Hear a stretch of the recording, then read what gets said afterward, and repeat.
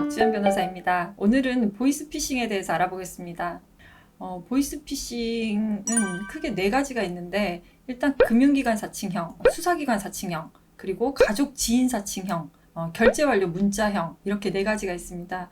일단 금융기관 사칭형은 저금리 대출 아니면 대환 대출, 신용대출 등을 해주겠다고 하면서 기존의 대출을 갚아야지 새로의 대출을 할 수 있다 라든지, 아니면은 대출을 하는데 수수료가 필요하다라고 하면서 금전을 요구하는 경우입니다. 수사기관 사칭형은 경찰, 수사관, 검사, 그리고 금감위 등 이런 수사기관을 사칭을 하면서 당신의 계좌가 범죄에 연루됐다, 그렇기 때문에 이 돈을 모두 안전한 곳으로 보관을 했다가 돌려주겠다라고 하면서 돈을 요구를 하는 경우가 있고, 그다음에 가족 지인 사칭형의 경우에는 가족이나 지인을 사칭하면서 지금 폰을 잃어버렸는데 지금 갑자기 돈이 필요하다, 아니면 납치를 당했는데 돈이 필요하다, 이런 식으로 돈을 요구를 하는 것입니다.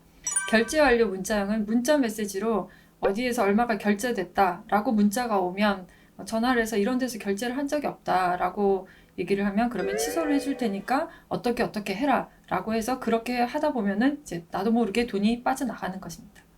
실제로 돈을 빼내가는 방법은 일단은 대면 편취가 있고, 두 번째로는 계좌 이체, 그리고 세 번째로는 문화상품권이나 기프트카드 구매, 이런 식으로 세 가지가 있는데, 실제로 대면 편취는 현금을 뽑아서 가지고 있으면은 보통 그 피해자들은 계속 전화를 들고 있으라고 하면 전화를 들고 있다가 그 현장에 누구 대리가 나간다 라고 할 거고, 그 현금을 가지러 가는 사람은 누구 대리입니다 라고 하면은 바로 전달을 해주는 그런 식으로 대면 편취는 이루어지고, 계좌 이체의 경우에는 어느 계좌로 돈을 이체해라 라고 해서 이루어지는 것이고, 기프트카드나 아니면은 문화상품권은 편의점에서 이걸 구매해가지고 핀 번호를 알려달라, 이런 식으로 이루어집니다.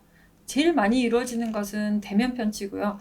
계좌 이체의 경우에는 대포통장 규제라든지 아니면은 부정계좌 등록 등의 그런 어떤 규제가 많아서 잘 이루어지지는 못하는 경우들이 있고, 바로 지급이 정지되기 때문에 계좌 이체보다는 대면 편취가 많이 이루어지고 있습니다. 그리고 기프트카드라든지 문화상품권의 경우에는 소액 사기건밖에 되지 않기 때문에 가장 많이 이루어지는 것은 대면 편취입니다. 일단 보이스피싱의 피해를 당하면 경찰에 신고를 하면 자동적으로 수사는 시작이 됩니다. 이제 문제는 바로 그 금액이 회수가 안 된다는 것이죠.